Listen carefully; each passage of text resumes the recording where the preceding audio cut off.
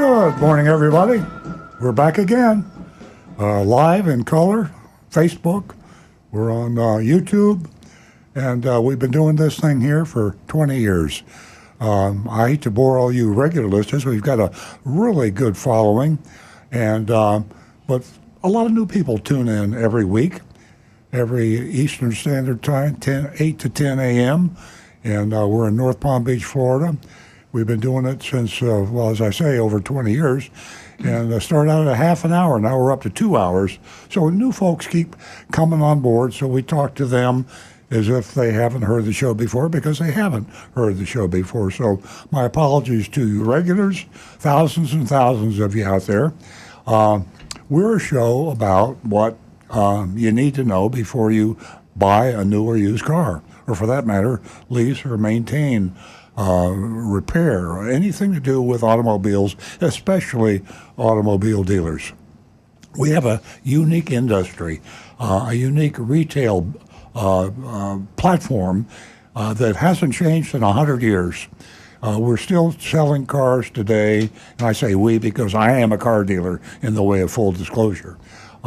We're selling cars today the same way we did 100 years ago. Horse trading. It's like literally we evolved from the way horses were changed hands. You know, back in the old days. You know, when you were had barns and you had stables, and you know, kind of like Gunsmoke, and you want to buy a new horse.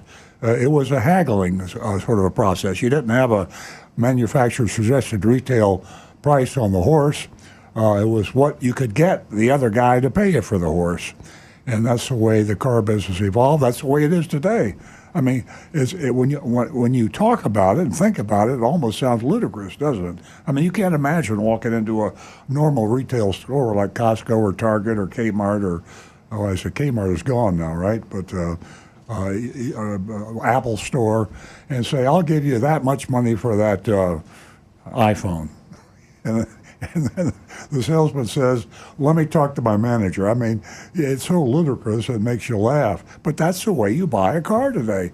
New car or used car or lease a car, for that matter. It's almost as bad in the service department. So this show is dedicated to arm you with the tools you need, the knowledge, suggestions, to make it safer for you to go into a car dealership or an independent dealership, for that matter, used car, have your car maintained or repaired, same sort of thing.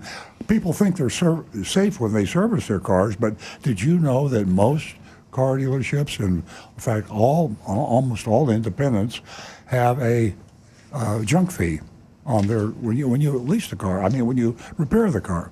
So you might be paying a bigger fee when you buy a car in terms of junk fees, but when you maintain and repair your car, which is more frequent, if you add up the visits and the smaller junk fees, you're probably paying percentage-wise about the same thing you did when you bought the car. So they're getting you either way. Listen to the show, and we will try to help you avoid that danger.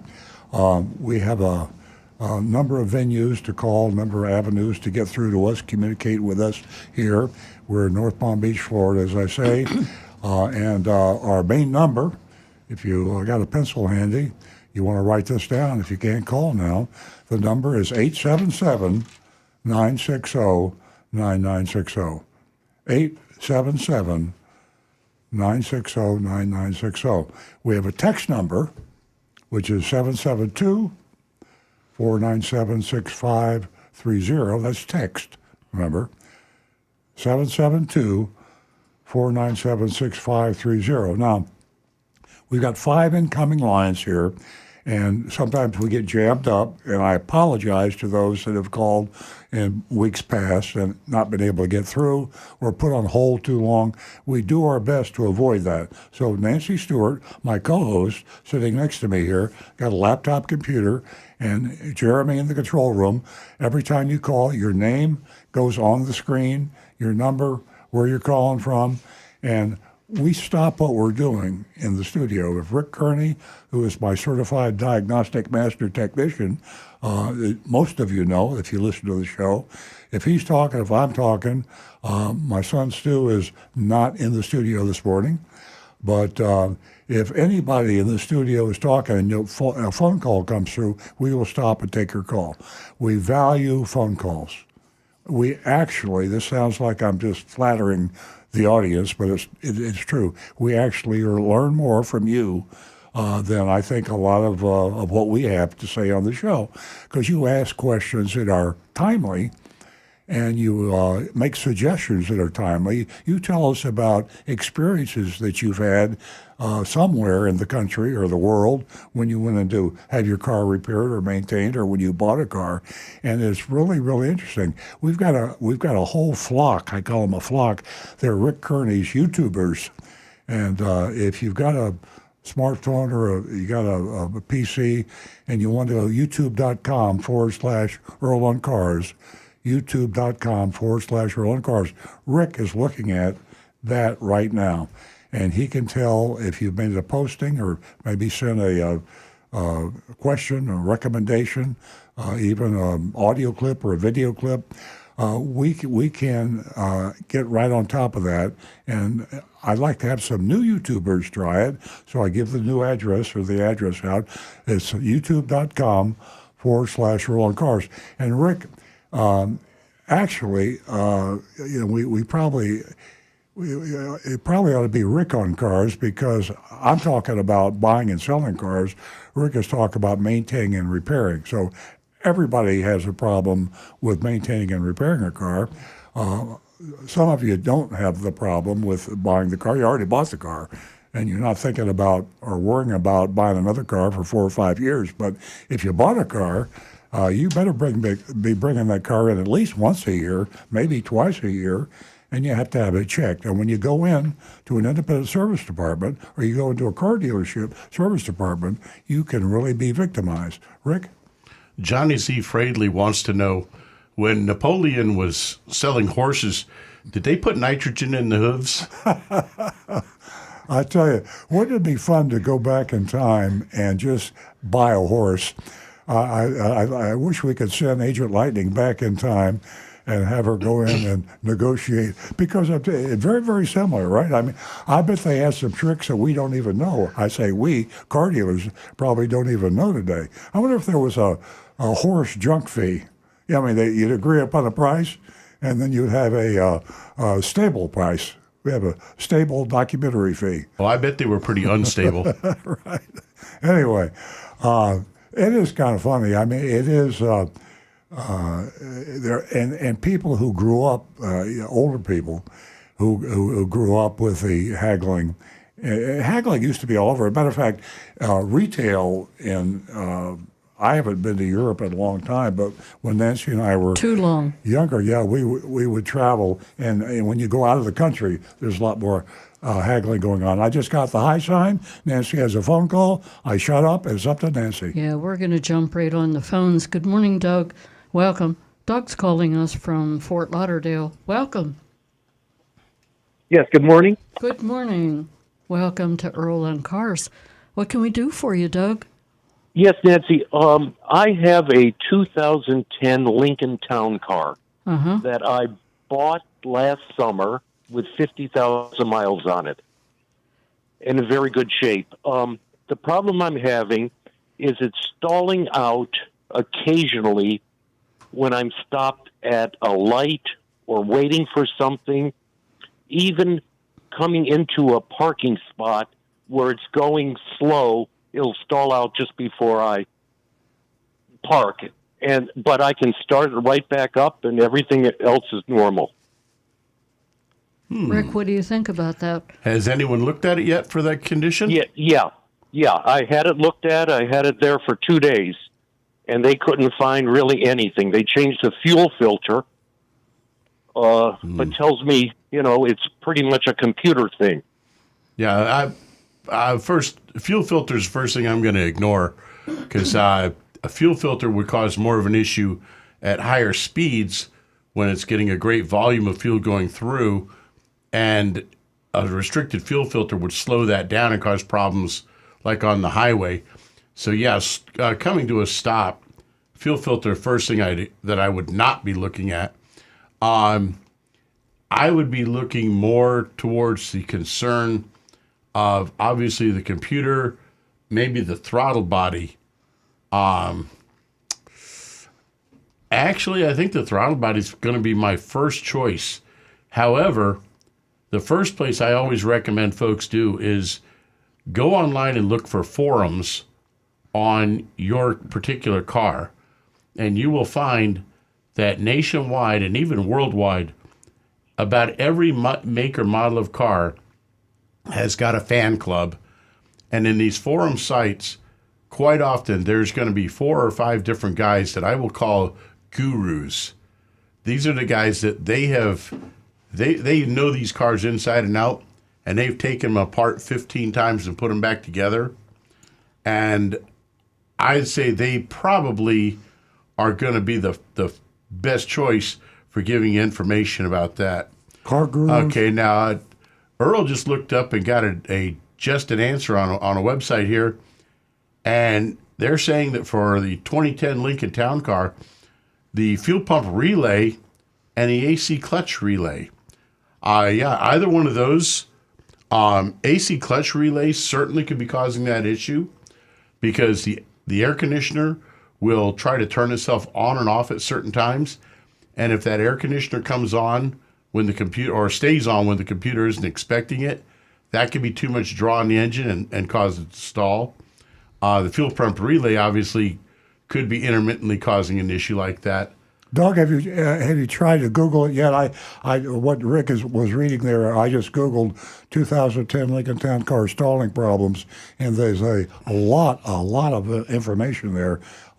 If you went to Google and did that, you could probably narrow it down even further. Good. No, that's a lot of help. Well, Yeah. good. Let us know how it works out, will you? If you get the right answer there and have someone that can take care of it for you, we'd love to have you call back. Yeah, I've had it. The weather's been better, so I haven't had the AC on all the time, and it has stalled without the AC on. Okay. Yeah, I'd be looking at the throttle body because it has what's called the idle air control, which when the throttle body plate closes, they close pretty good now. They seal very tightly, and there's a bypass that lets a certain amount of air go through so that the car will idle. And if that bypass, that idle air control is sticking, then it's not getting the right amount of air through, and it can cause the car to stall. I've seen that on a lot of older Toyotas. So that's probably one of the first places I'd be looking at. Yeah, there's As a matter few, of fact, Johnny Fradley on YouTube, he says he had that problem on a similar car, so with the idle air control. We've had a lot of feedback, Doug, and air idle is one of them, spark plugs. So there's a few issues to look at. Give us a call. Okay. Let us know how things turned out for you. I will, and thank you so much. Thank you. Thank you, Doug. Okay. Okay, before I switch back to Earl, I want to let the ladies know that I have $50 for the first 2 new lady callers this morning. $50 for the first 2 new lady callers, and we've got a great show to get to, and I'll send it back to Earl. Well, let me give you some good news. And this has been happening gradually for those of you who are with us through the whole pandemic issue, pre and post pandemic.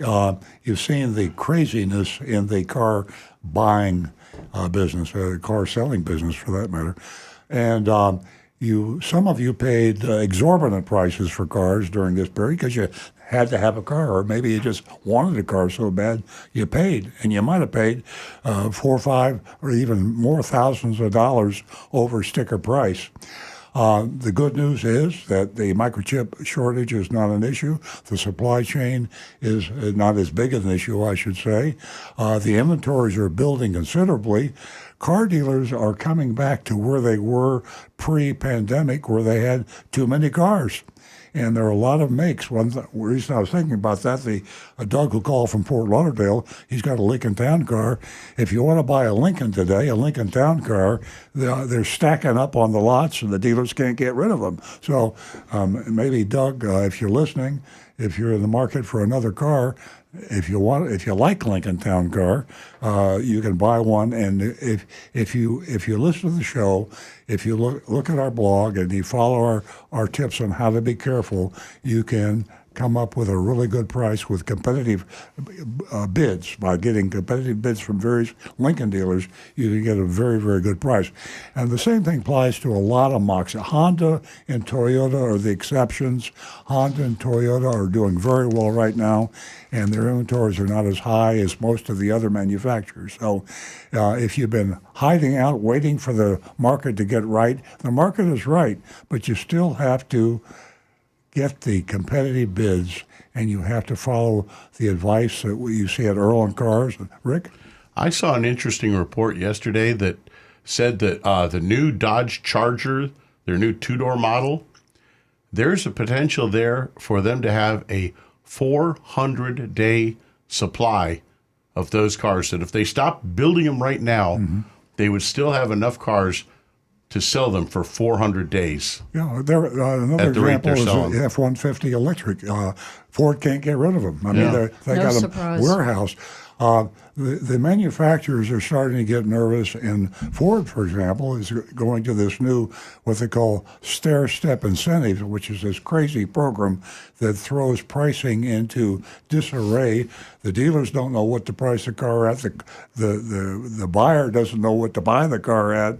It's a chaotic, old school. I go back to pre-pandemic when you could buy a car at the end of the month for thousands of dollars less than you could buy it for at the beginning of the month because of the old way cars were sold. Well, we're getting back to that way, folks. And if you use that to your advantage, you could get a heck of a price on a newer used car today.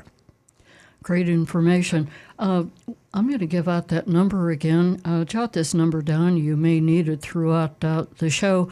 And also the text number 877-960-9960. And you can also text us at 772-497-6530. You'll need that text number if you want to vote on our mystery shop.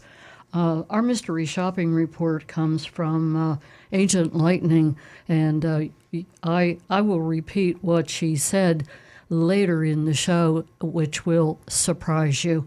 The mystery shop is of Massey Yardley CDJ Plantation. It is an interesting mystery shop. Also, we have Connie.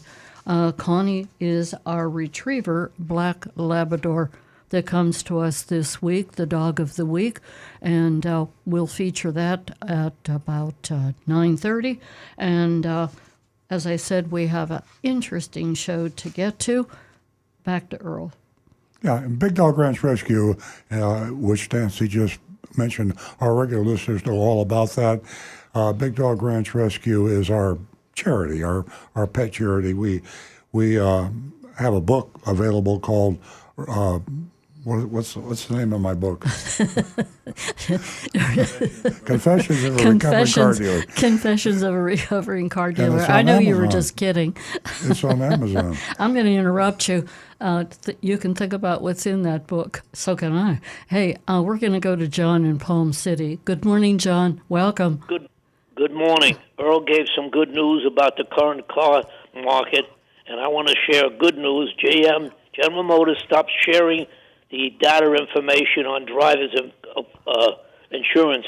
They were selling it to three major companies, LexisNexis, which is nothing to do with Lexus. They were selling it to RIT Solutions and Verisec. And they've been doing it since quite a few years, and it was exposed in 2022 by a New York Times article, and a Florida man started a class action suit, and some people had their insurance doubled, and kind of wise guy at General Motors, what they're giving you like free OnStar with a new vehicle that you buy. In the meantime, they were monitoring everything that with driving habits and selling it and making money on it. Oh, So geez. that's the good news. They stopped sharing this data with the private companies, and they were getting paid for. Well, that was shocking. I read that too.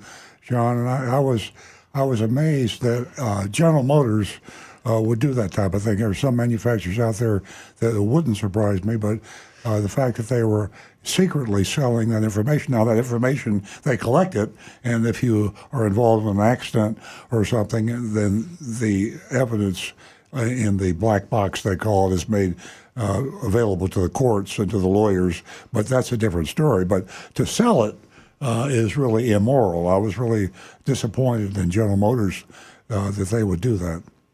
Corporate America, selling everything they can. But I want to tell you, it goes further than that. I spoke to a woman, she's a widow.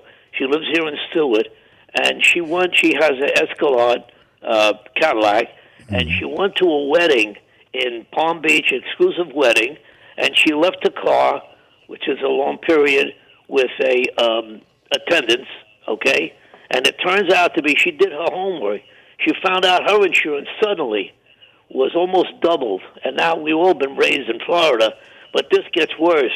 It seems like the attendant that took the car to park it, the valet parking, was free, it was paid for by the wedding, must have taken that car and did some damage, or not physical damage, but did some spin-outs or whatever he did, acceleration, and that got recorded, and it was against that, but she was able to find out the exact time that it happened, and actually she couldn't prove it.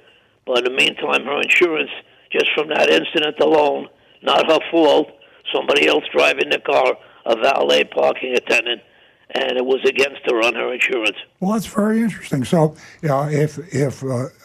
what a perfect way to, every now and then you get a ding or something on your car and you swear you didn't do it, but you had a valet parked or something like that. So that would be recorded in the black box, and at your request, the owner can request that information, or was it the insurance company that had to request the information?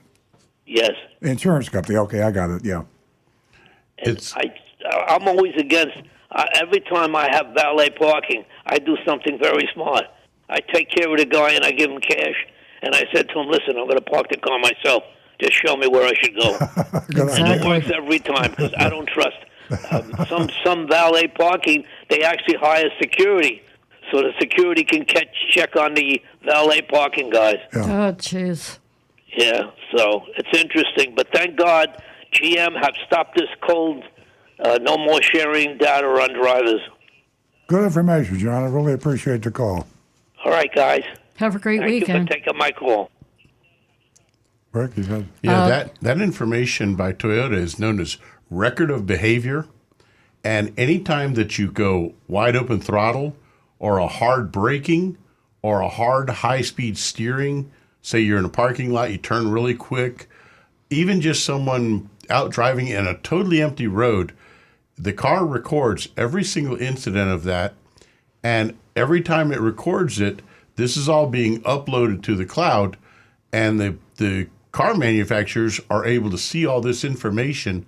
Now they're tabulating it, collecting it, and like he was saying, some of them were selling it, and they have been caught. Yeah. Record of behavior on I-95. Yep. That's what I want to see. Ladies and gentlemen, that number is 877-960-9960, and you can text us at 772-497-6530. And don't forget, youranonymousfeedback.com. Ladies, do you have a car purchasing or servicing experience that you'd like to share with us? And you would be helping others who are listening. Give us a call, and you can win yourself $50 this morning. $50 for the first two new lady callers. 877-960-9960.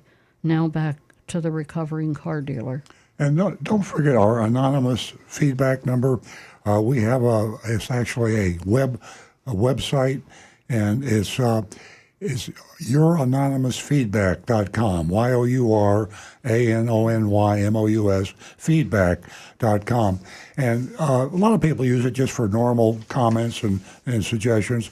But if you have something you don't want, we're just talking about privacy, and people value their privacy. So if you just like to make a comment, say something that we don't know who you are or where you're from or anything like that, you feel freer sometimes to speak.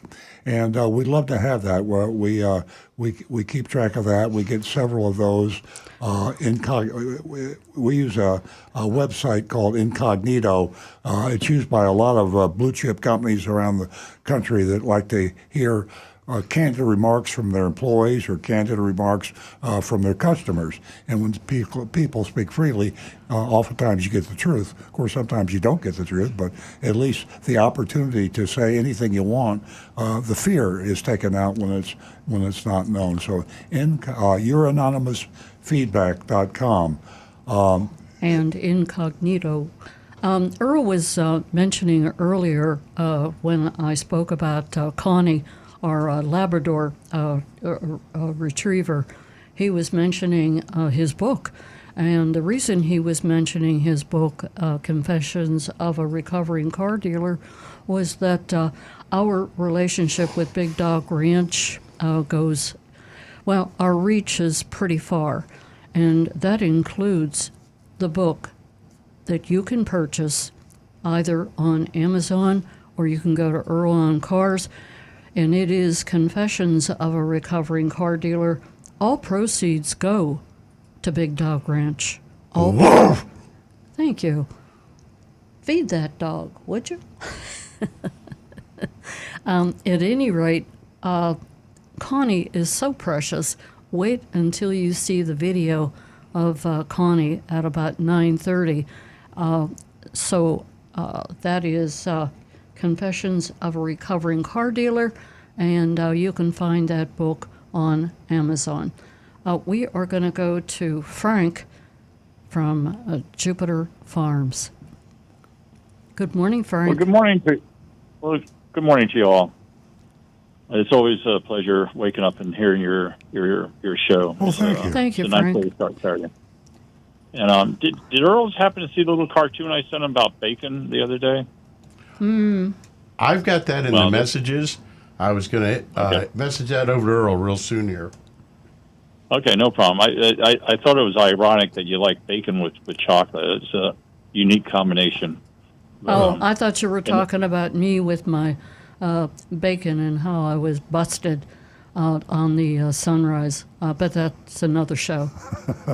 Rick's I didn't hear about that. Rick's going to show Earl your comment about bacon. Hold on a second. Yeah, I just saw the picture. Did you?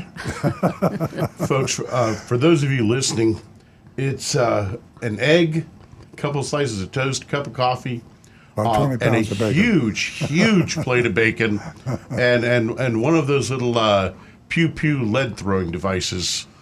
And Frank, now that we have, because of Earl, he purchased a toaster oven. Well, it's a little more elaborate than that, but he had his first taste of bacon cooked in that oven. And, well, you're very lucky that you're not watching him eat bacon right now, because he loved that bacon that was cooked a whole different way. Wow, that's interesting. We'll have to explore that. But I've been in your dealership a couple times this last week. We heard. I got we saw Patty, and we're still trying to figure out how to get my name off that title for. It's just my son's name for it, but we're still working on that. And I appreciate the help, and we'll see how that progresses. I'll follow up on that for you, Frank. I didn't realize we were still struggling with that, but I don't see why it should be a problem, but I'll look into it. Oh, well, thank you. I appreciate it. And again, I think about the time, like we used to go every Friday morning for a prayer breakfast at Lighthouse Diner, and that's when I started meeting a few of your police officers from your community there, which is not a very big police force, but it was an interesting bunch of folks. So anyway, with that, I better let you get back to other folks. But you all have a really nice weekend, and Oh, thank you, Frank. Same to you, my friend. we'll be Enjoy totality. Have a great weekend, Frank. Absolutely. Our number here is 877-960-9960, and you can text us at 772-497-6530. Now back to the recovering car dealer. We were just talking about anonymous feedback, and that's our website. You can go to youranonymousfeedback.com, and if you'd like to say something or suggest something or ask a question, and you don't want to know, we don't want you to know who you are, we will read these, and I'm going to read one right now that came in just recently. You can, of course, identify yourself if you want to, but the idea is not to have to. Here's the anonymous feedback. I bought both of the last two vehicles using the Costco program. We talk about the Costco program a lot here. That's our number one recommended way to buy a new car without being ripped off. If you're a Costco member, in fact, if you're not a Costco member, we advise you to join Costco for $65.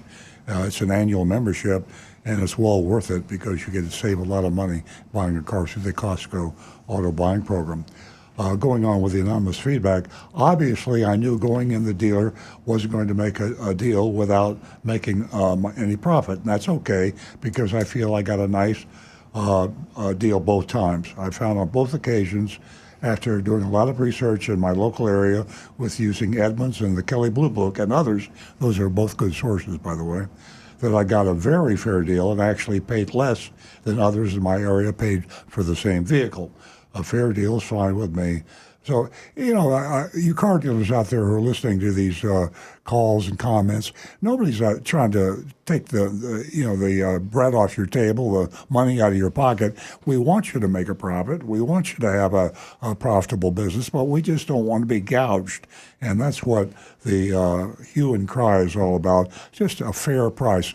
So the Costco auto buying program we recommend, and the Costco contract says with the dealer that you will sell any car on your lot, any car that you sell must be at a lower price. They don't tell you how much lower. It could be $1 or $100 or $1,000, but it has to be lower than the lowest price that you would sell that car for or have sold that car for to anyone else. And they audit you. So if you can find, now I'm talking to you, all the listeners, if you can find a Costco approved dealership in your zip code, and you just go to Costco.com and you can go and talk to them and their auto buying program, they will tell you the surrounding Costco warehouses that are members of this auto buying program. And when you go to that dealer, you ask to see the Costco representative, and that's named on the Costco website. So that way you're dealing with Costco representative and not a salesman who says, I am a Costco representative, and he's really not. So you identify the Costco representative, and then you ask to see for the Costco price sheet. Costco requires that they have a price sheet that every car they have has the special Costco price on. And you verify that the price that the Costco representative gave you is the same price as on the price sheet. Now, by contract, that price is lower than that car has been sold to anybody else that dealer has sold that car to, that year, make, and model. Now, that's a pretty good deal. And usually it's considerably lower than just about anything else in the market. So there's a lesson to be learned. If you don't have a Costco warehouse near you, it might be worth the drive because Costco's all over the United States. And if you had to drive 50 miles, it might be worth the drive just for the benefit of the price. And you could do this online, by the way. And if you do it online, then all you have to do is pick up the car. Maybe they deliver the car to you. So Costco auto buying program, we highly recommend. Yeah, great information for all of you out there. Talking about information, listen to this, guys.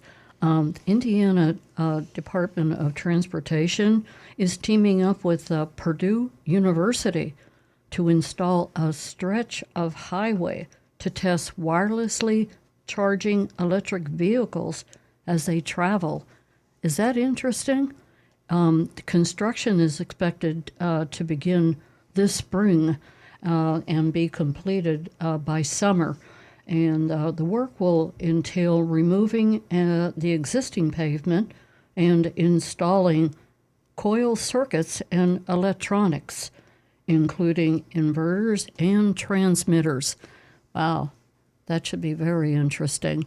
Our number here is 877-960-9960, and you can also text us at 772-497-6530.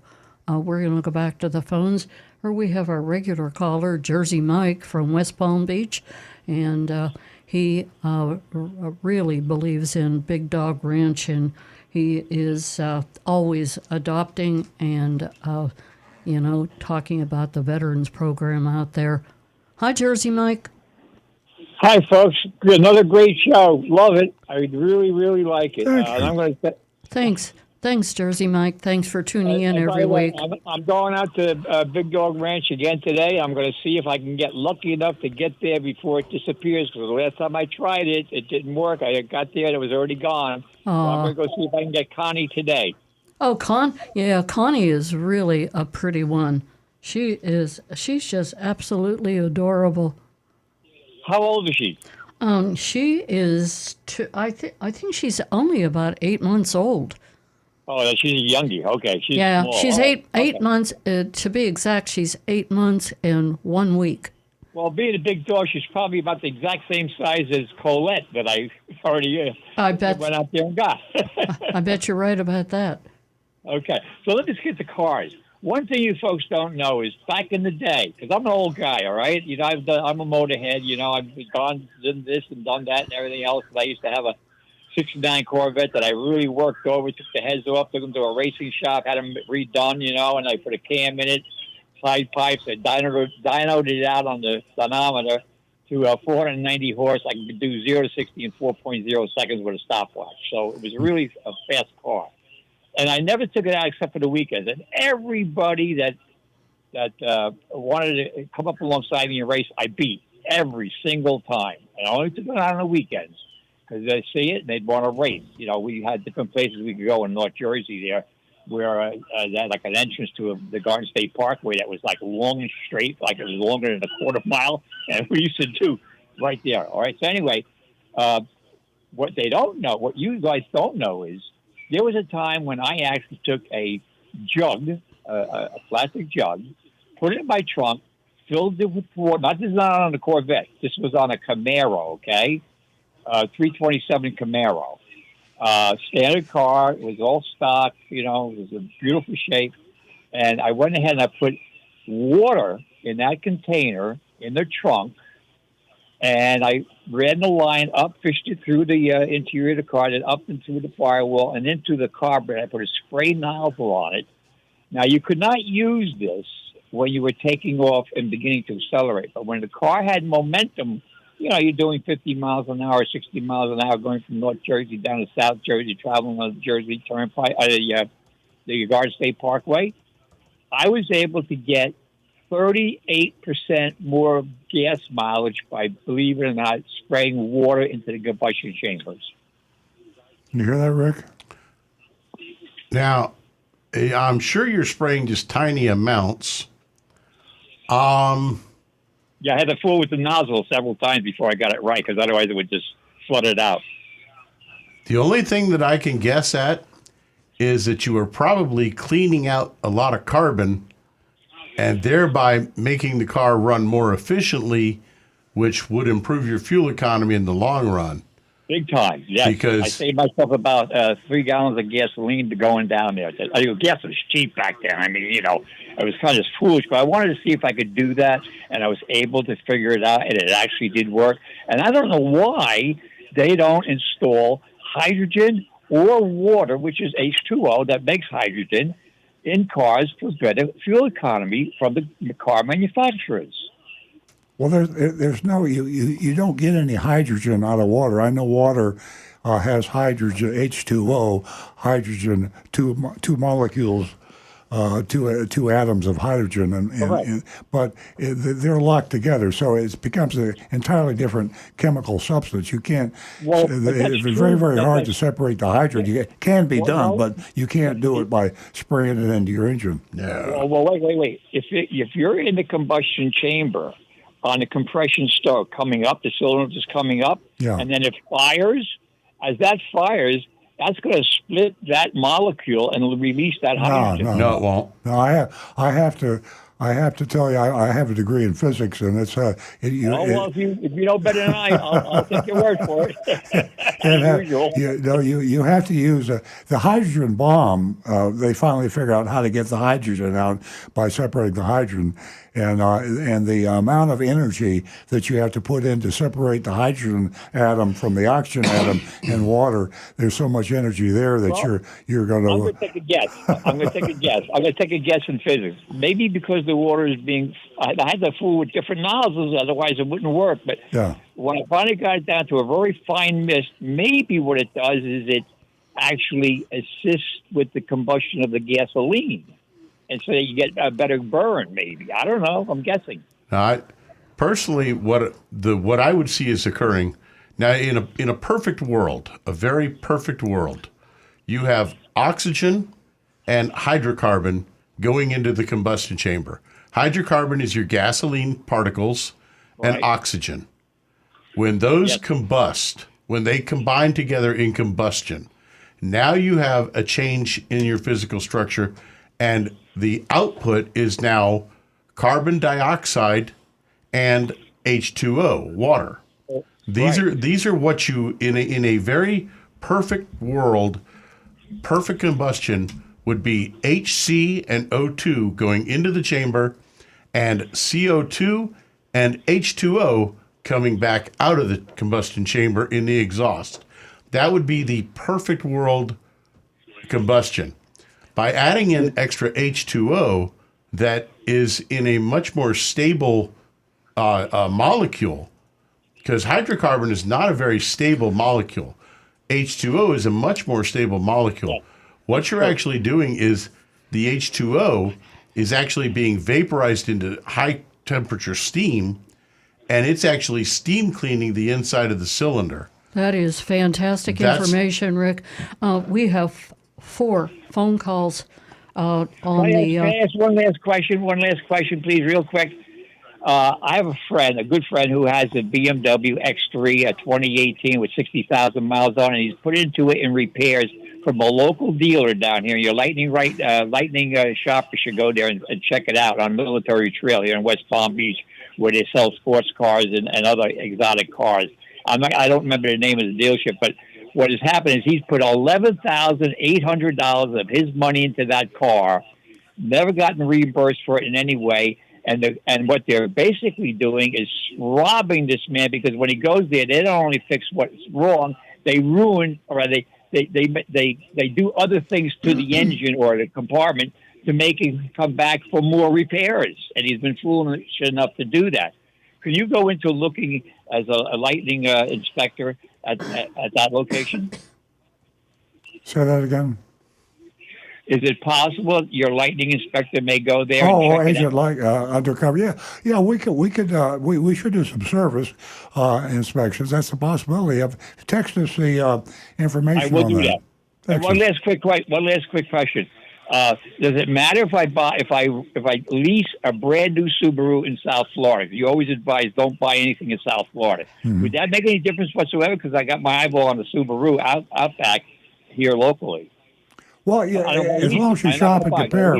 As long as you shop and compare, I mean, good deals can be had in South Florida. It's just a lot harder. I mean, if you can go elsewhere, it's just a lot easier task. But you get a really good price if you really mind your P's and Q's.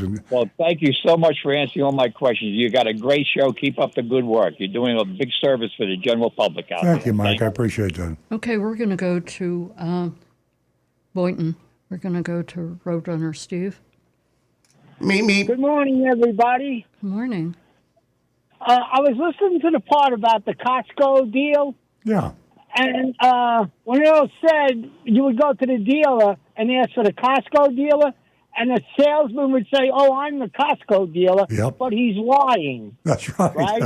Yeah. Okay, so when you go to Costco, don't they give you or reference a name to speak to Yes. at the dealership? Yes, they do. That's the reason you go to Costco first, and you ask for, and on the Costco website, when you give them your zip code, they'll tell you the names of the Costco representatives at that dealership. Okay, so it's up to the customer to ask for that, or else, Yeah. he'll go in there blind. Yeah, right? yeah. You're probably better off to call and say, look, I just been on the Costco website. You have a Costco representative. His name is Bill Jones. I'd like to come and speak to Bill Jones. Will he be working tomorrow afternoon? Or get his schedule and make an appointment to see the Costco representative. That way, you're far less likely to be scammed by just the average salesperson claiming to be the Costco guy.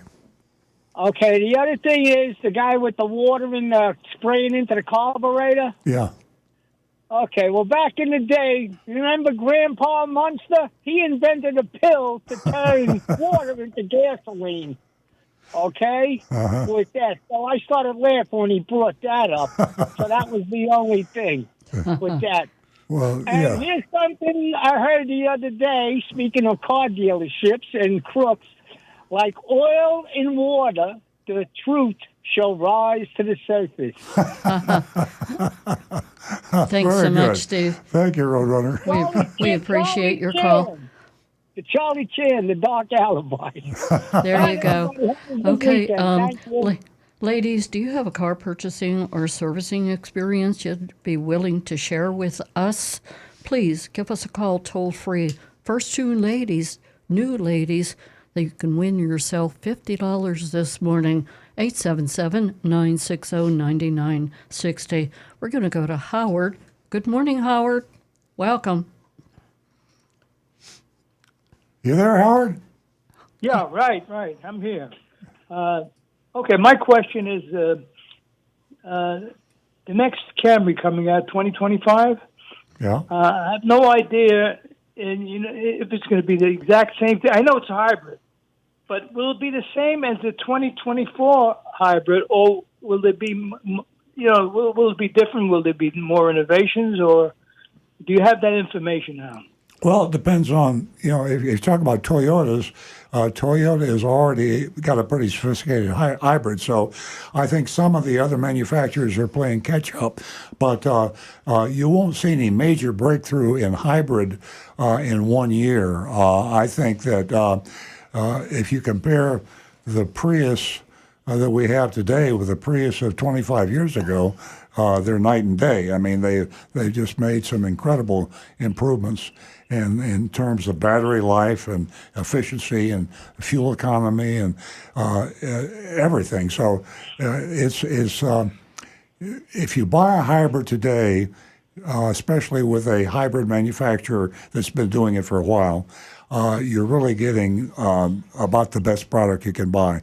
And that's the reason that a lot of people are saying that Toyota was smarter than we thought they were when they kind of nixed on the EV idea. We're gonna put the EV on the back burner and go with a hybrid as a transition until we can finally build a really good EV. Right now, you buy an all-electric vehicle, you're buying it with typical bugs and problems that any technology has when they first get started. So Toyota said, hey, I'll sell you an EV, but it's not 100% EV, and it's the best one on the market, and that's the reason that they're just absolutely doing an incredible job today. They're Honda and Toyota both are doing an incredible job. Well, do you think when eventually we're going to get to the point where all cars will be EV? Oh, sure. Yeah. No, there's no question. No, anybody that is serious and educated in this whole process is when an EV, all-electric vehicle is finally near perfection, it's going to be the total answer. And in fact, it isn't just all EV. What you're going to have is you're going to have an all EV autonomous car. People don't believe that. It sounds too crazy today, but that's what it will be. And people will not own the cars, they will timeshare. Because, think about it. You go out and you spend $50,000 on a new car, and you only drive it about 25% of the time. Now, what if you could buy that $50,000 car for $15,000 or $16,000, and you only use it 25% of the time. Let somebody else use it the other 75% of the time. So there's no sense in you driving a car once the technology is perfected, because the autonomous driving will be far safer than the human. But we can't visualize that today. We can't see it, feel it, smell it. It just doesn't sound logical.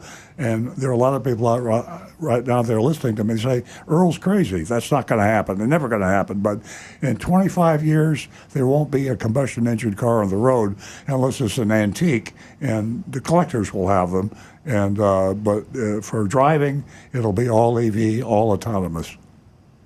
What about the infrastructure? How are you going to get the infrastructure and get rid of the gas stations? And how will that work? You're exactly right. That's the reason everything is going so slow. Now, the infrastructure is going to be a whole lot different than what we're talking about. We're talking about, you heard Nancy earlier in the show talking about in Indiana, they put in a highway that you can drive on and automatically charges your car. So you're talking about a huge infrastructure change to take all the highways in the United States and convert them into charging stations for your car. So you get on I-95 here in Florida, in Miami, and you drive to Jacksonville, and you're on an EV. When you get to Jacksonville, you got a full charge because you've been charging your car all the way from Miami. And listen, to interrupt you and Howard, I think that, Rick, did you see Donovan's comment to my comment about the building? About Michigan? Yeah, about Michigan and how it's already. Michigan's been testing an electrified road, but Sweden has had an operational electrified highway, one of them, for about 3 to 4 years now. Yeah, but Michigan, getting back to Michigan, when was that? When did they begin that work? A couple of years ago. Okay, so there you go, Howard. We have Michigan. Rick mentioned Sweden. We've got Indiana. That is expected to start in the spring and be completed by summer. So we are moving forward as far as these roads are concerned. Great information. Thank you very much. Very informative, and have a good day. Thank you, Howard. Ladies, $50 for you this morning for the first two new lady callers, 877-960-9960. Give us a call. You can win yourself $50.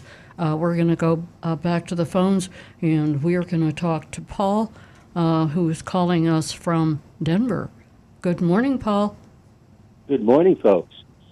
Hey, regarding the data privacy issues in cars and then in general, I wanted to provide some information. So Subaru, and I imagine other manufacturers as well, has an option on there. You can call their national line, and they'll direct you to, they could send you a form, email it to you, that you could fill out. Doesn't take very long. Actually, it's online. It's just a matter of finding it online. Might be easier just to call them to opt out. So they will not. And I did it 2 weeks ago. I opted out of them collecting any information, and they can collect it, but they can't share it or sell it anywhere. And then I also am getting a copy of all the information they've already collected. And then I've asked them to delete it. So they have those three specific options available to you. Oh. I'm guessing that the other manufacturers, I certainly don't know about Toyota because I have a few Subarus. So that's that one piece. So I suggest that people who are interested in that kind of thing, yeah, that's a Subaru. They're very progressive. I'm always impressed with not only the way Subaru builds cars, the way they sell cars, and now they really respect their customers. That's if you heard earlier in the show, General Motors just got sued, and had to pay a lot of money out because they were selling this data unbeknownst to the people that actually the data was about. So there's a difference between the moral imperative of Subaru and General Motors right there. Well, Subaru was doing it, but they didn't, and weren't, and most people didn't know about it. Oh, so they changed their. Oh, I see. They just provided an option Ah. now that you could opt out. Now, I don't know how long that option existed. I just found out about it. Now, here's the other piece for general information regarding it. So, obviously, one of the vendors that they sell it to was LexisNexis, as was previously mentioned, one of the largest data brokers in the world. So LexisNexis, you could opt out of LexisNexis too, and I've done that. So similarly, you can go online to the LexisNexis data site, and for free, I mean, this is all for free, I opted out of them collecting it, or sharing it, I should say, selling it, sharing it for free, whatever. They don't do anything for free.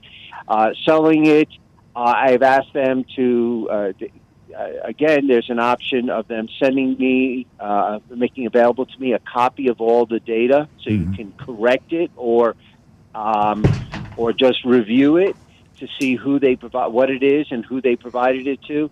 And then you could ask them to delete it. You also have an option on LexisNexis to freeze your profile, your account. So, and when I say account, it's not something I've ever signed up for. They just collect it from Subaru, Toyota, and whoever else. But that freezes a lot more than just the automobile. That freezes everybody. And everybody in the world basically uses LexisNexis, the attorneys, the courts, you know, a lot of landlords, et cetera, et cetera. So that's information. Again, it's a lost cause. It's not like first of all, I don't have anything to hide, but I respect my privacy. I want my privacy.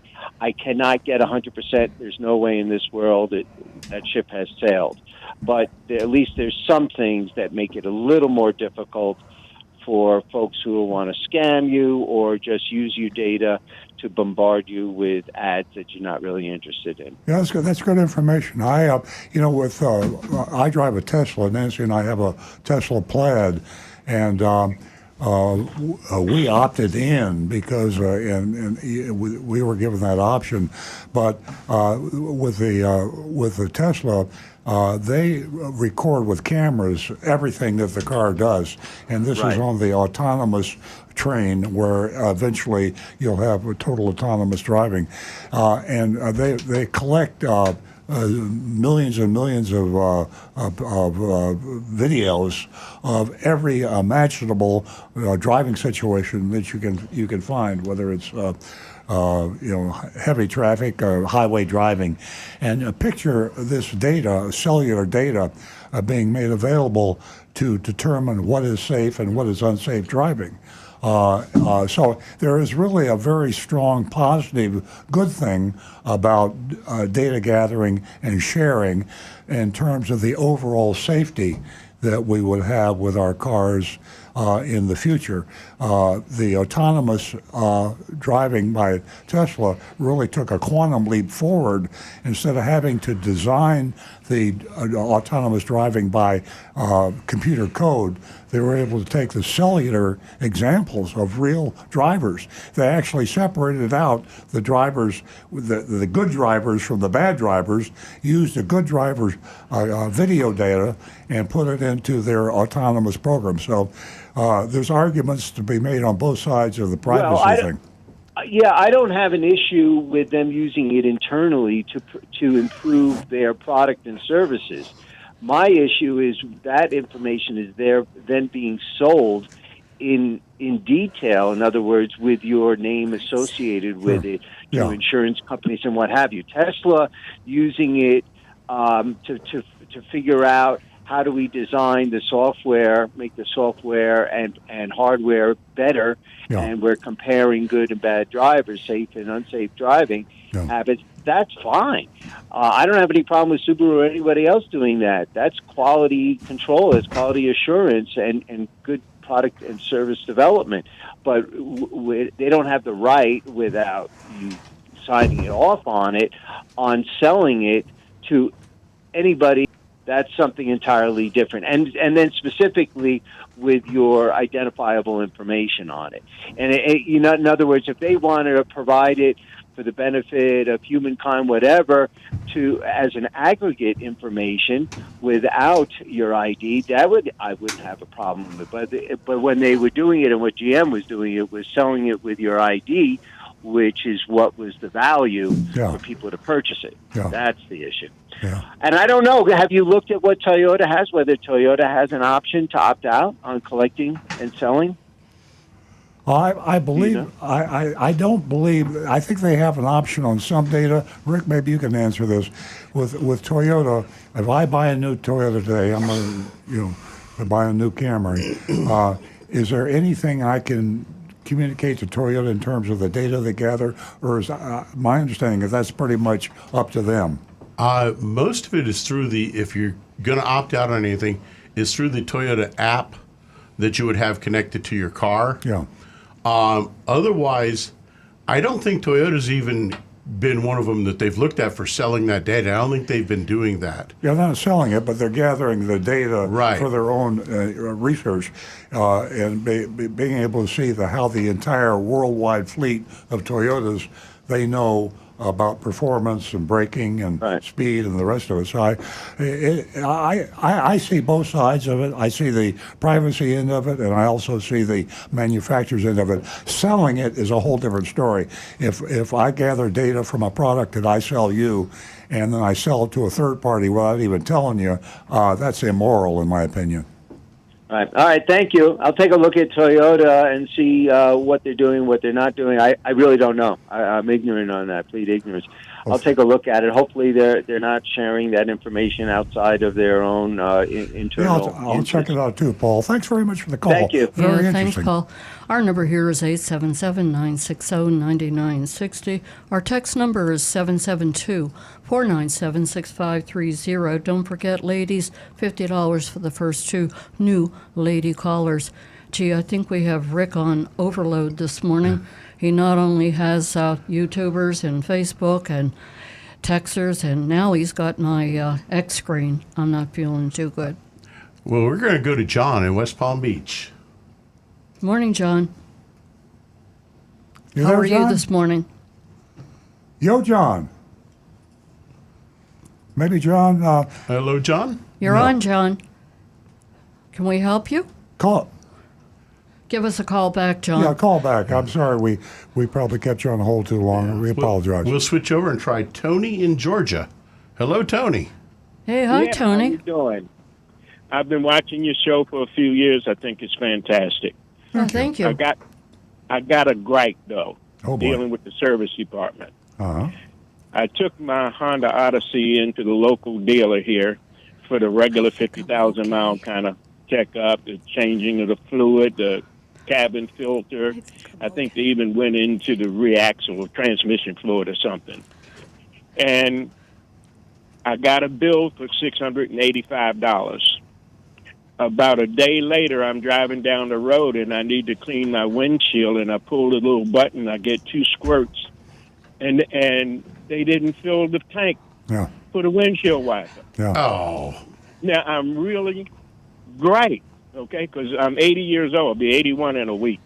I'm 80 years old. I don't have the strength after COVID and stuff to open the hood and all of that kind of stuff. Sure. And I know you can't go back to the service department, and watch the guys do the work and all of that. But since you're in the business, is there any type of thing? Okay, I mean, I'd like you to make a comment about it. I don't think it's an uncommon problem. No, it's you're talking to a car dealer, and I have a Toyota dealership in North Palm Beach, Florida. And so as the advantage I have of being a consumer advocate, which is what we do on this show, and also being a dealer, I can compare myself. And we have the same problem. I'd be less than honest if I didn't admit that I get complaints on exactly what you just said. I have probably on the larger size dealership. We have about 160 employees. Our service department has we have well over 100 people coming every day with appointments, some without appointments, and they have their factory recommended maintenance and sometimes other maintenance done on their cars. So we've got, how many techs do we have, Rick? Would you say? We're running about 30 to 35 techs right now, counting all our oil changers. So 30 technicians, and we have a lot of other people, the service department. So you come in there and you bring your car, and your car goes through several hands. So you're talking about a lubrication guy, you're talking about a wheel guy, you're talking about a engine repair. Everything is a specialty today, and everybody's in a hurry. And then the car gets ready, and hopefully we have time to wash it for you, and you pick it up, and lo and behold, I get the call, and I say, boy, guess what? I came in to have my tires rotated balanced, and I put a chalk mark on them, and you never touched the tires, or I get calls like that, and sometimes we're guilty. So, yes, it does happen, and it will happen. My only advice to you is find a service advisor in the Honda dealership you go to that introduce yourself, get his cell phone number, get his name, address, get to know the guy. And when you come back, work with the same guy and go over the list that you want to have done and say, do me a favor, Johnny, whatever his name is, and will you check to see this work is done? Will you check with the lube guy, check with they washed the car like they said they were going to? And the more of a personal relationship you can develop with the dealership that you deal with, the more likely that it won't happen. But you're always going to have this problem. Service departments are crazy places to go, and nobody's happy to be there, and everybody's in a hurry to get out. So those things do happen. Rick is waving at me. Yeah, one point I'd like to make is the technician that was working on your car dropped the ball, and you should at least call back and advise them, let them know, hey, yeah, this did happen, because he may be a young guy that has only been there a couple weeks and was forgetful. He may just need a little additional training.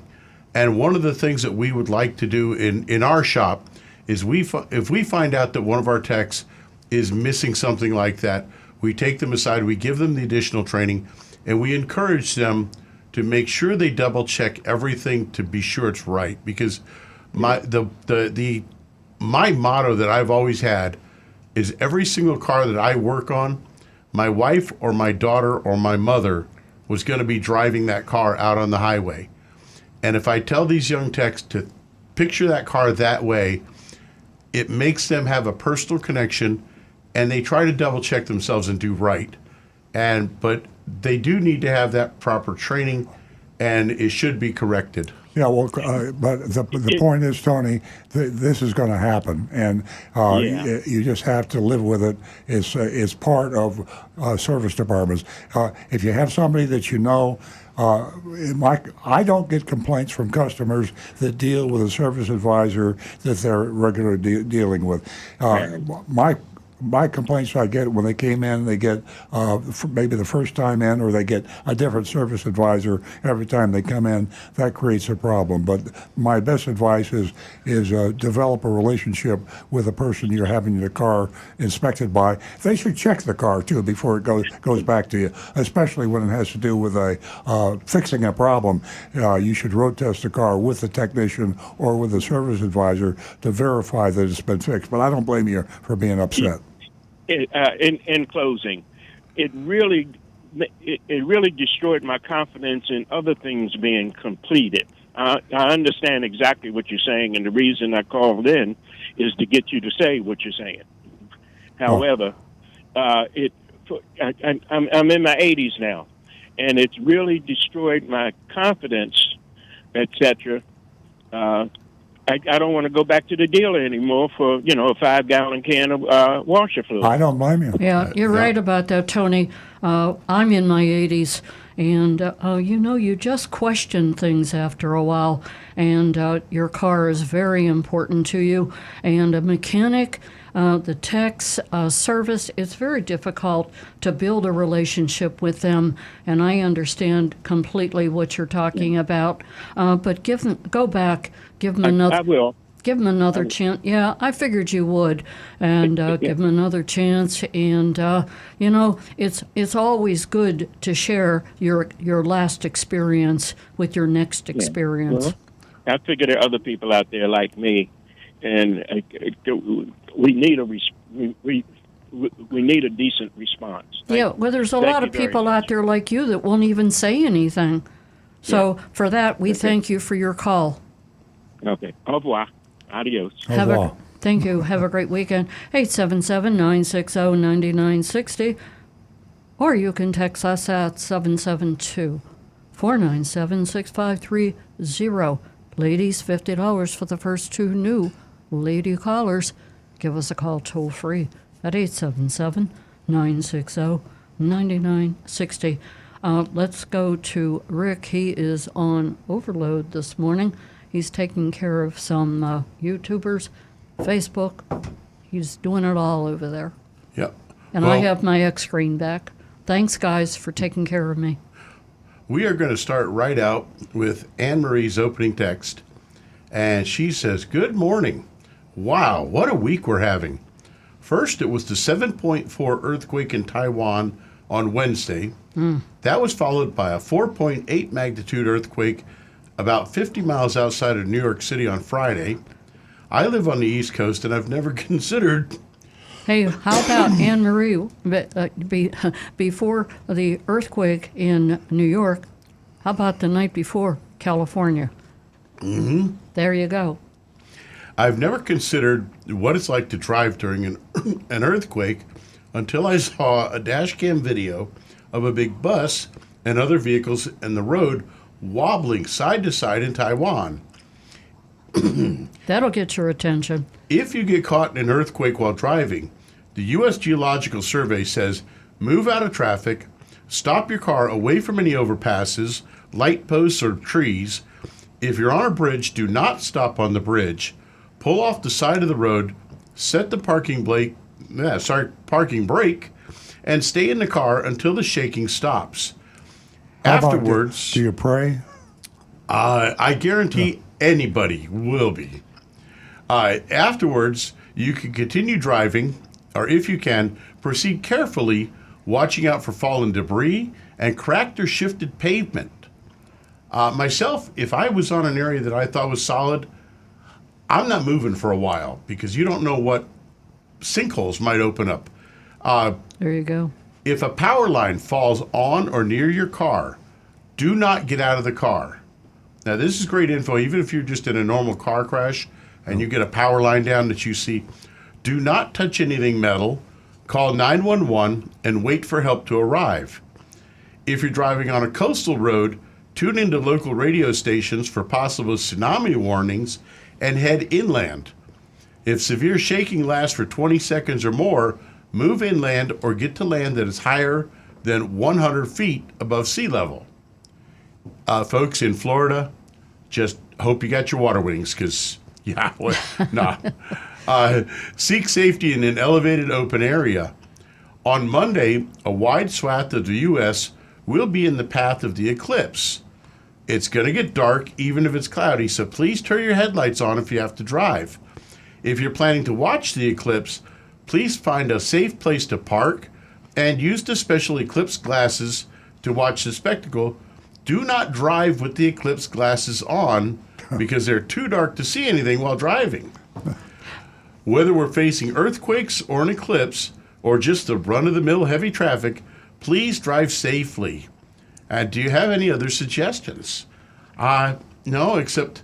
Folks, those... If I had a retail store and I was in an area of the total eclipse, I would want to be sure to have everything locked up and guards around, because my thinking is everyone's going to be looking at the eclipse, and the crooks are going to be robbing my store. So I'm just thinking. That's certainly possible. I'm thinking as a banker or a retail establishment, I'd be very careful about my merchandise during the eclipse. Great information, guys.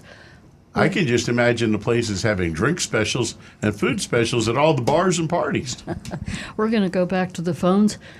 We are going to talk to Ron in West Palm Beach. Good morning, Ron. You there, Ron? Are you still there? Yes. Oh, thank you. Yeah. Welcome to the show. Hi, how you doing? I'm Jersey Mike's friend. He called nightmare that I don't even know where to start. Okay, I'll tell you where it starts. I guess is what kind of car it is. It's a 2018 BMW. It had 52,000 miles on it as of last June 1st when I bought it. And since then, everything was fine until I got a coolant leak. And I'm going to tell you all this like next week when I get all my stuff together. And that's when I'm going to spit out the names, because I don't, on the places that I took it and who's doing the work and who's been doing the work, after I see what they're going to do for me. And I promise I'll call you back next week, but let's just see what's going to happen. I'll tell who it is and everything. Great. But I paid over thousands and thousands of dollars. First of all, they replaced the water pump. I'm looking at that right now. That was $1,485. Okay, that was let's see, on 1010. Okay, and then that wasn't it. That wasn't the problem with the water pump. It was the adapter hose, and it's like maybe a 10 degree or 20 degree. It looks like a fiberglass connection and like a snap connection, and then 3 bolts on it with an O-ring. And they replaced that, and that was $2,000. Okay, all right. So anyway, I drove it a little bit, and it just started cutting out. So they ended up took it back to them, and I got it back there, and they told me it was just the battery, replace it. So the test it was 212, and I'm not going to do the change. And then the battery replacement was 534. You should be writing all these down because I'm actually scared too. Over $700 to replace a battery? Yes. Yes. Okay. And now, after that didn't really work. Okay. It started doing the same thing again. All right. So they said, okay, Ron, we gotta test it some more. And they put the replace car access module. Okay. That was to a tune of $1,539. That's your car access. That's your CAS. I guess it has a lot to do with the security. So that had to come. That actually had to come from Germany. Okay. Yes. So that's to a tune of $1,539, and to software update on it. Okay. After that was $587. That's after the replace the access module. Which then it wasn't that. They told me it was the integrated control module. Sorry, Ron, it wasn't that. It's the integrated control module. That wasn't it. So, all right, it's still doing the same thing. So this is with the computer stuff. So now, hang on, Mike. So now I'm going. Now this is why I'm not going to say anything right yet until I get all my stuff ducks in a row. Okay. And what's the grand total of I never added it. You want to go back through it because I'm too scared. It sounds to me like you just paid for a Toyota Camry to fix your BMW. Yes, oh my gosh! Now they went and told me that it's water damage on the whole computer. Okay, so my insurance actually paid for some of this. Okay, but the bill to that was $2,808. And wait a minute. And then I paid $250 for that's the oil change and stuff. So forget that. That was just an oil change and tune up. So just forget the $250. That's nothing. That's like that doesn't even count. Oh, and then the other one is $5,246 for the computer. Oh my gosh, Ron, hey, who have you spoken to at this repair? It's an independent repair facility, I presume. What? Not a dealer. Yes, it is. It's right on Military Trail, right off of south of Military. It's just south of Okeechobee on Military on the right hand side. Are you dealing with the manager or the owner? No. Yeah. I think my advice, the first thing you have to do is what's happened here is just totally irresponsible on their part, and you pouring good money after bad money, and the vehicle still isn't fixed. So they're clearly at fault. They don't know what they're doing. You need to get to the top guy. Now, if the top guy isn't going to help you, then you have to go to the outside. I would start with the Department of Motor Vehicles. Do they sell BMWs or just repair BMWs? Right. The place do they have a license to sell cars? Reason I ask they is do. I believe they do. Yes, they do. They do sell cars. Yeah, the department. The reason I ask is the Department of Motor Vehicles has the greatest punch when it comes to getting a dealership, independent or otherwise, back on track, because they can yank their license. The Department of Motor Vehicles can put this BMW facility out of business if they don't do the right thing. They have a responsibility to deal honestly with the public. So if you file a complaint with the Department of Motor Vehicles, they will go to the owner of that establishment and they will say, make this right. If these charges are accurate, you must make them right, and they have a list of, they can fine them, they can suspend their license, or they can revoke their license. So of all the, you could go to a lawyer too, but a lawyer's going to charge you a lot of money, and you might get it back and then some, but with the Department of Motor Vehicles, it doesn't cost you anything to fill out a complaint and file that complaint with them. They will go directly to the owner, and at least you start the ball rolling with that. Is this a place called Foreign Affairs Auto? Oh boy. Yep. Yeah. Hey, we've all heard of them. Yeah, I would follow Earl's advice. They are simply guessing. They're doing what's called, they're pulling the lanyard on the parts cannon. They're simply throwing parts at your car, one after another, to try to figure out what's somebody is not diagnosing your car to try to figure out what's going on. They're simply throwing parts at it to hoping that something will fix it.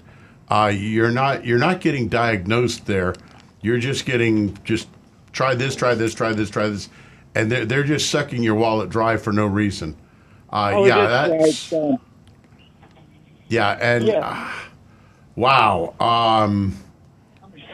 You're basically just getting ripped off, big time. Yeah. Well, I'm not done. I'm not done yet. Now, after the water coolant leak was fixed with that elbow, and there was nothing wrong with the water pump. There wasn't. It was still, how it looks like a horse pee in that round tube, that round ball that's up there by the radiator. That was running super hard. I don't think there's anything wrong with it. Yeah. Like you said, I believe you 100%.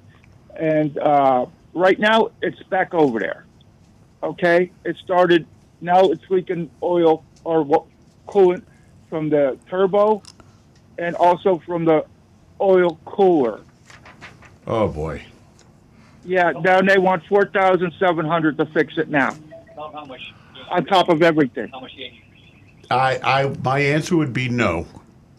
I would be either take it over to Bremen BMW, the dealership, or I would consider there is a place on US 1 I can't think of the name of it right now, but it's, we've already advised him to go to the Department of Motor Vehicles. Yeah. If you do this, before you do anything, go to the DMV, get the complaint application, fill it out, and file it. And then you can, I know you want to get the BMW fixed, but you need to get this done first, because once they get that complaint, you might find out that they will snap to attention and make things right. yeah. Ron, that is major, and I'm sorry to cut you off right now, and I certainly hope that you'll call next week.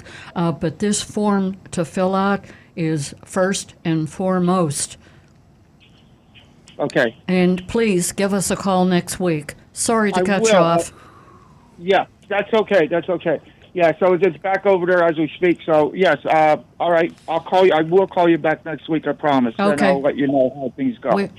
We'll be waiting for your call, Ron.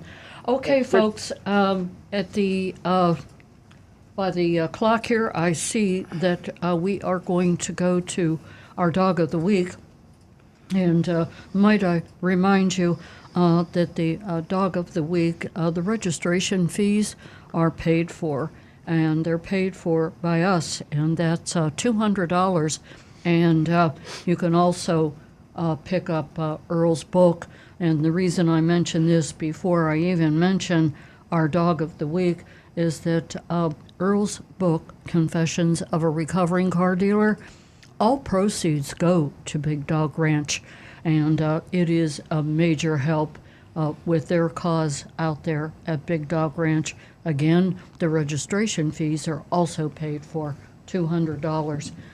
So we have Connie, and Connie is 8 months and 1 week, and she is most adorable. She's just about 30 pounds, I think, and she'll get between that and 59 pounds. And she's, they call her an absolutely adorable pup with an uplifting rescue story. One of the last two of her siblings to find a home. Connie and her devoted mom were rescued from a property by a kind-hearted individual and brought to Big Dog Ranch Rescue, ensuring their safety and a chance at a happy future.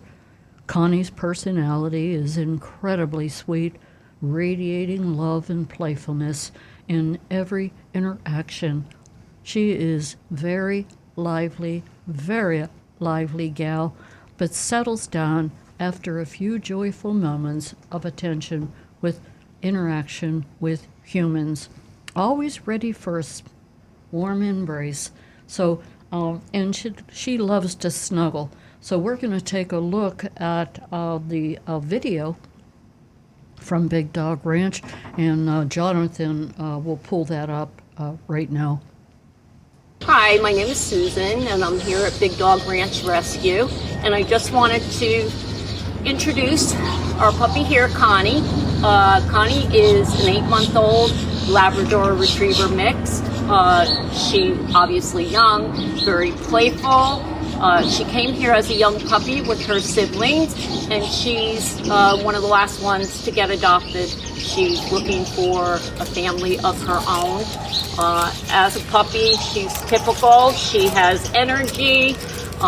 She just needs a family of her own. She has bunk mates, so she gets along with other dogs. Give her a chance.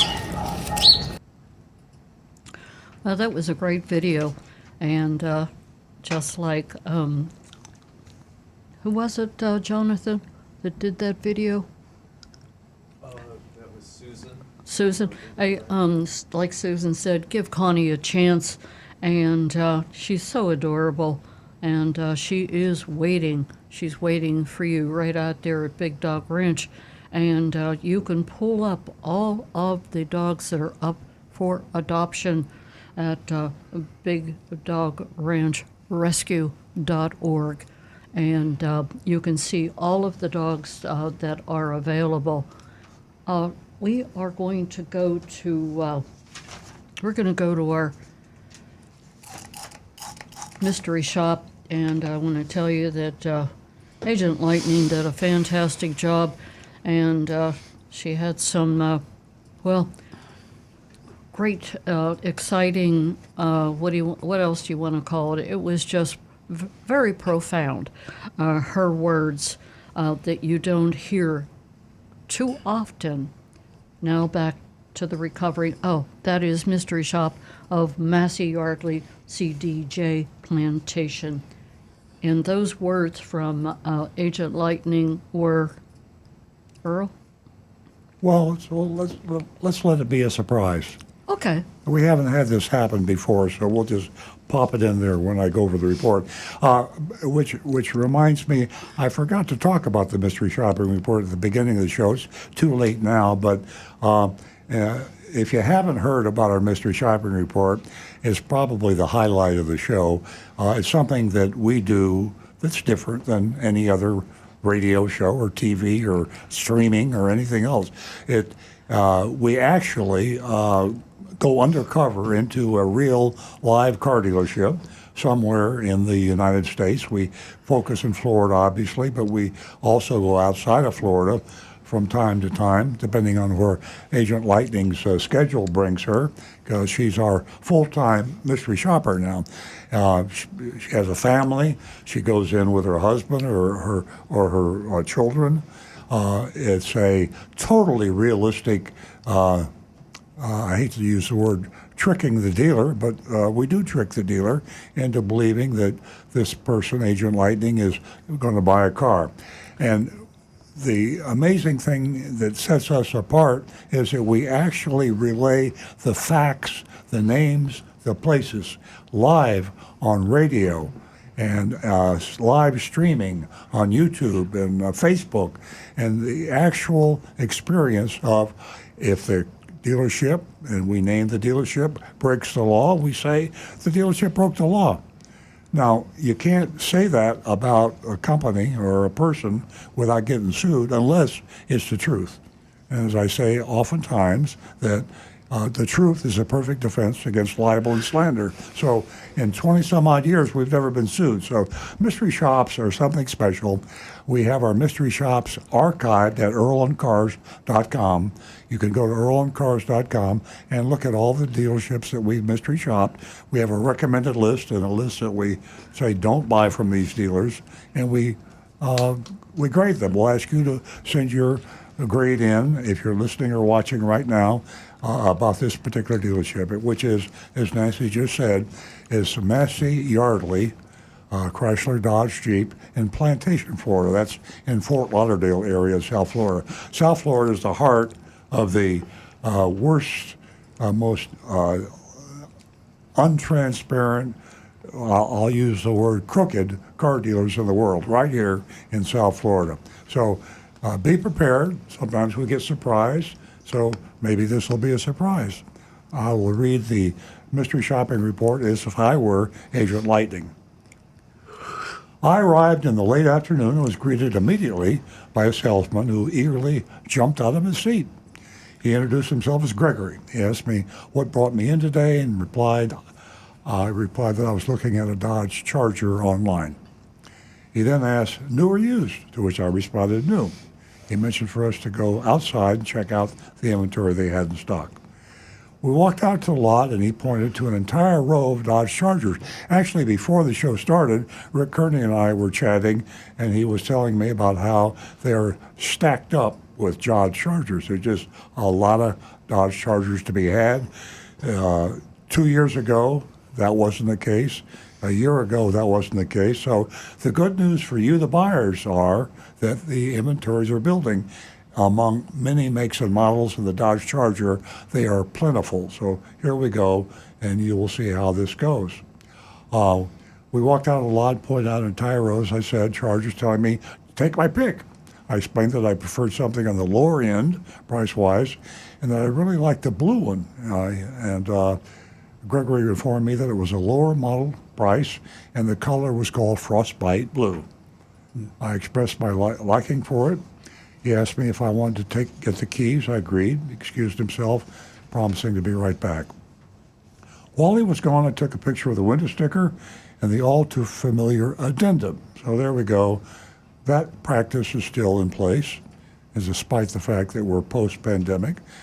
Denim sticker right next to the Monroney label. The official MSRP was $40,215, but the addendum added $2,799 for something called, and here's the list of products that they pre-installed.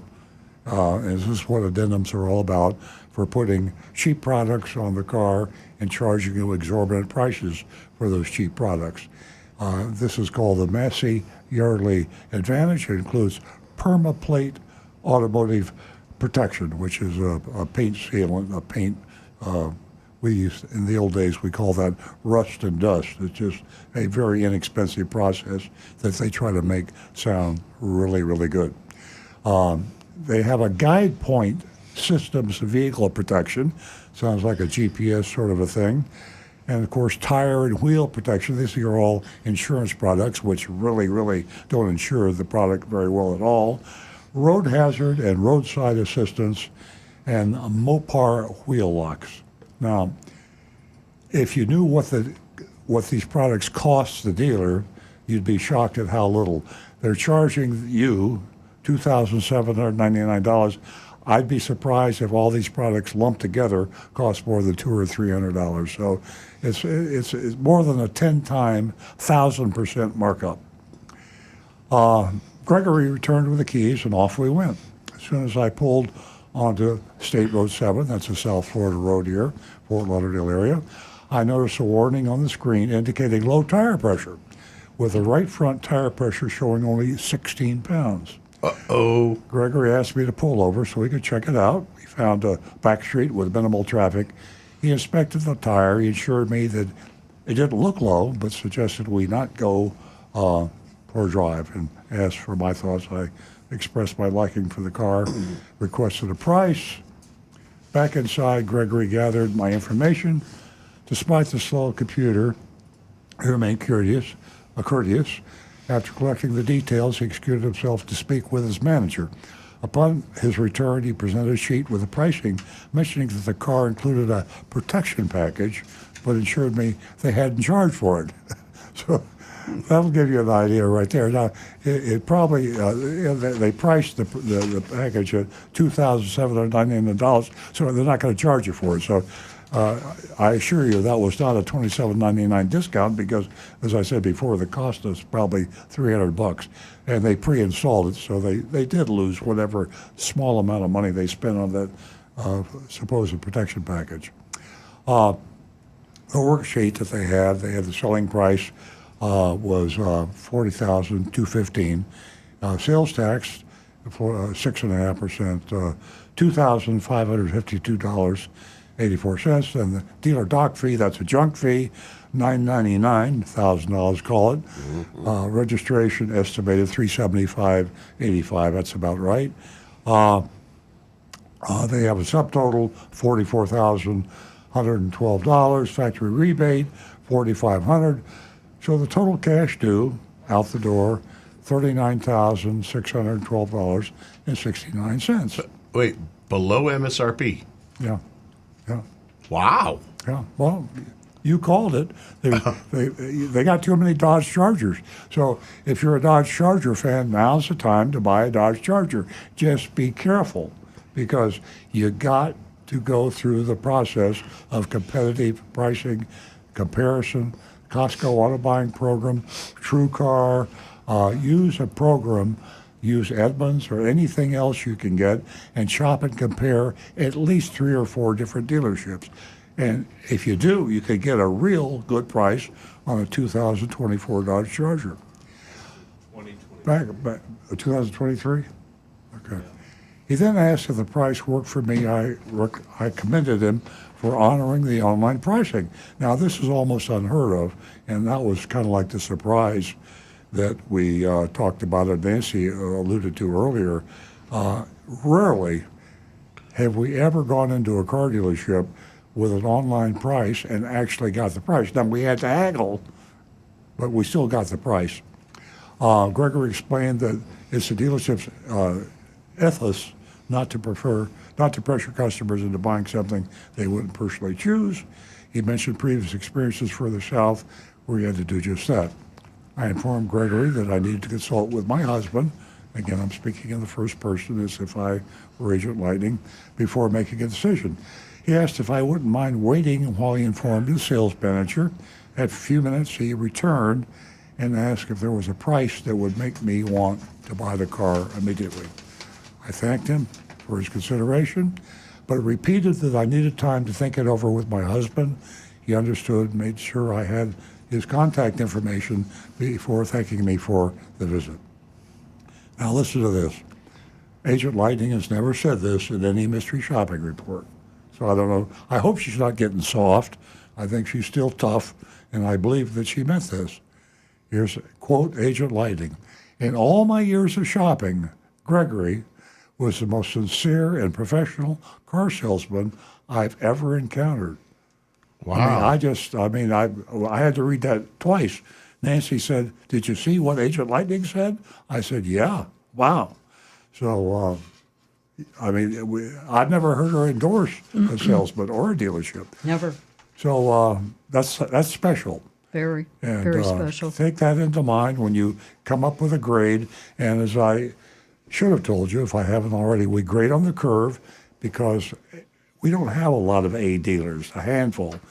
You don't fail a dealer unless they are just crooks. I mean, just absolutely scary bad crooked. So we use C as the average grade of the curve, and C is average. And in South Florida, the average dealer is pretty bad. So grade on the curve, Rick. Now, we should let them know that this is a leftover 2023. Okay, yeah. It's a brand new car. Yeah. It has never been titled, Yeah. but it is a 23. Yeah, be careful today because we're in that strange time of year, calendar year, where you're seeing 2023s, 2024s, and people are buying 2025s. So when you say new car, the new car is not a 2023 today. Is not really a new car. Technically, it's a new car because it's never been titled, but it's truly not a new car. So take that into consideration and be careful. Know the calendar year. Am I buying a 2023, 2024, or 2025? So please submit your grades, and we'll see what we have to say about Massey Yardley Chrysler Dodge Jeep of Plantation. Okay.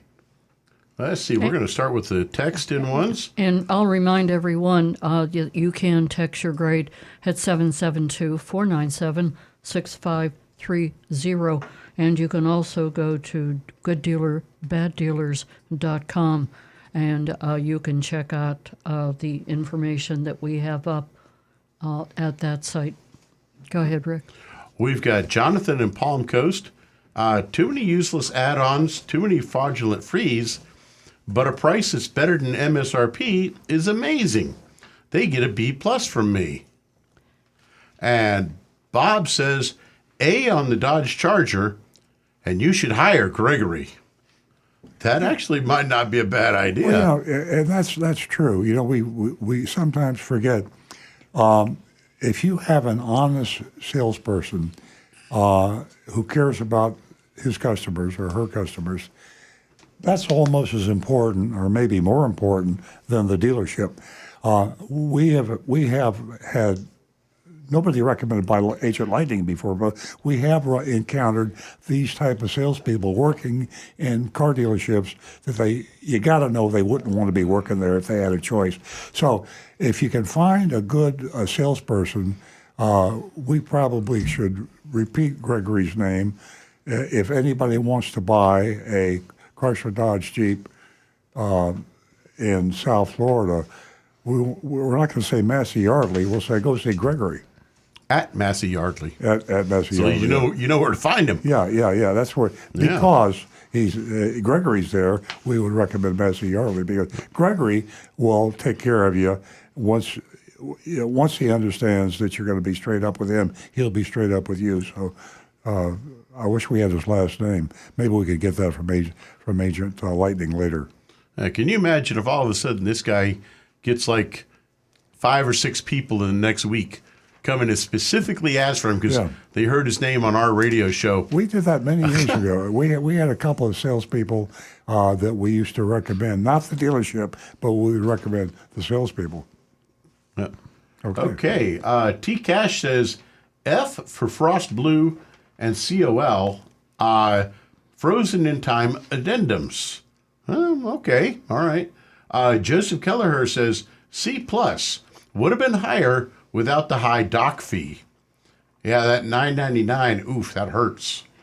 Cliff Pick says we have a jumper of a deal, but he didn't give a grade. Hey, Cliff, give us a grade, will you, buddy? Brian Zedlecko says B for me.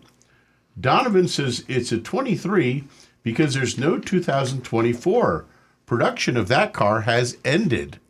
I guess they're stopping the 4-door models, and the 25 is actually going to the 2-door, the new Dodge Charger. So that'll be the 2025? The new one, will be the 2-door. Interesting. Yeah. Rocky Blockatiel says for $2,790, I would choose to be disadvantaged. Grade B. Tim Gilliland, more good than bad, but the dock fee is still an issue for me. B minus. Now, for me, the fact that Gregory even came back and said, hey, my manager wants to know, is there a price that you would be buying this car today? And if you offered, say, take away that $1,000 dock fee. Good point. They might very well go for it. And boom, you've just got your sale. That's a very good point. I missed that. I'm glad we had that input because you always, until you actually sign, there's always a little bit more you can negotiate off, no matter how small. I mean, be sure it's in writing. They'll do things for you to get you to sign that you wouldn't expect they would do. So that's a very good point. Yeah. And Johnny Z. Fradley says, the price is too high for a 2023 and the high inventory. C. Cliff Pick says, I give this. He says, I give a C. Okay, let me take over. Both my partners here are dying. I'm going to go ahead. That's terrible. I'm going to go ahead and I'm going to vote. I'm going to give Gregory an A. Yeah.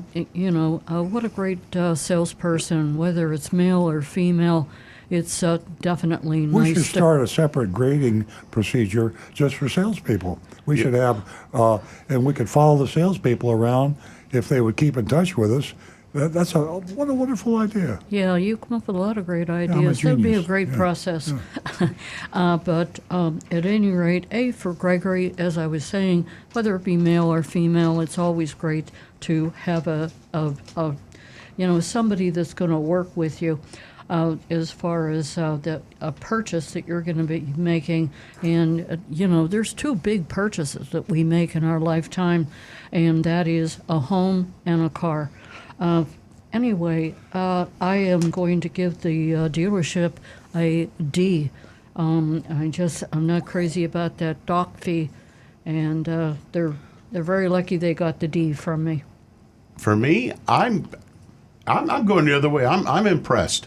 Gregory, and the fact that they immediately got rid of the Advantage package thing. They didn't even bother trying it. They only have the one dock fee, the one junk fee, which I think they would have gotten rid of it. I'm going with the A minus. I'm saying if you want a Chrysler, Dodge, or Jeep, you see Gregory down there, I think you could get rid of the dock fee, and you can get a heck of a deal, even on the old Charger. Yeah, it's a year old, but it's a brand new car. The new ones are coming out for $25. Yeah. And I guarantee they've got other inventory that if they're going to be that honest on their pricing on all of it, hey, it's worth a try. I would talk to them. Yeah, there's negotiating Well, room. I'm going to make it a B with an asterisk that you have to buy it from Gregory. So we're going to start a whole new thing with mystery shopping now. We're going to try to get salespeople involved in names And I'll ask Agent Lightning to try to get the first and last name of the salespeople so we can follow them around, because they do move. But for this particular shopping report, Massey Yardley, Chrysler, Dodge, Jeep, and Plantation, we're going to give them a B with an asterisk if you buy it from Gregory. Yeah, most cases Cool. they give out a business card, so it's going to be easy to do. And here's that. We have time, right? I just want to say that there's a terrible business practice that the car dealers did rampantly before the pandemic, before the whole COVID thing, and everything changed. And it was called stair-step financing. That's an inside term that car dealers and manufacturers understand. But it's a crazy way that the manufacturers get the buggy whip out to get the car dealers to sell more cars and sell them faster and sell cars and accept cars from the manufacturer for the inventories that they don't want. Stair-step financing. Ford has revised that now. So when Ford revises it, General Motors will be following. Who knows, Toyota, Honda. At one point, almost all the car dealerships had this. Now, if you haven't listened to the show before, stair-step financing, I'm going to hold the Automotive News article up in front of the camera so you can see it.